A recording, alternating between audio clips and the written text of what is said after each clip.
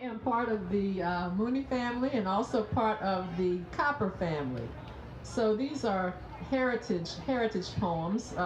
The work is tentatively entitled Kin, K-I-N, and I want to start off reading a passage from Frederick Douglass's narrative that kind of got me into this research. I knew about the Unionville 17 because Isaac Copper was my great-great-grandfather, but I didn't really know anything else much else about my heritage.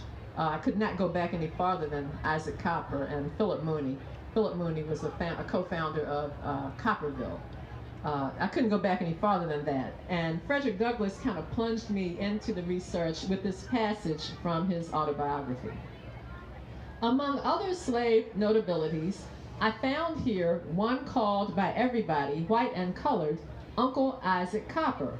It was seldom that a slave, however venerable, was honored with a surname in Maryland, and so completely has the South shaped the manners of the North in this respect that their right to such an honor is tardily admitted even now.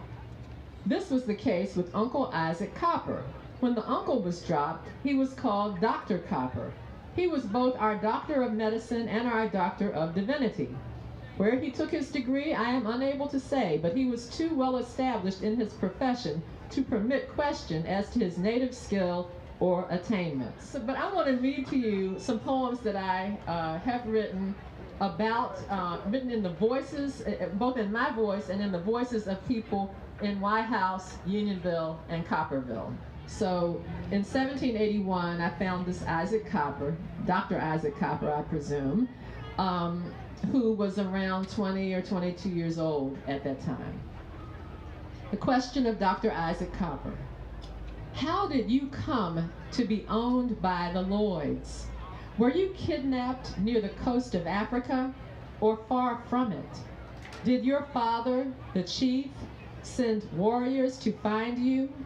Were you loaded on a slave ship from the Bight of Biafra, present-day Nigeria?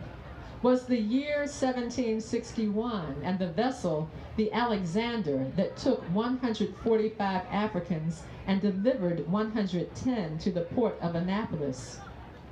Could you have been in your mother's womb? Had you made the Middle Passage as a tot? Or were you old enough never to forget the faces of the dead and dying Africans thrown overboard, almost 1 in 4? During the voyage, were you laid on your back with other captives in the ship's belly, or spooned on your side among many tribes? Were you Igbo? What was your given name?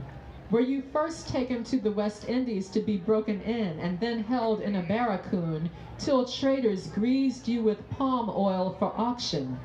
Did you come to another port, Oxford perhaps, on a later ship, the Success Packet, the Africa, or the Providence? Who were your gods then, and what was your given name? Or did you come along after slaveholders started buying females to produce babies who could grow up to work in the fields? Are Jacob and Matt your brothers?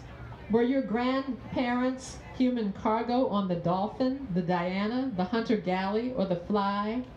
Were you born here, Isaac? Is Wye House all you know?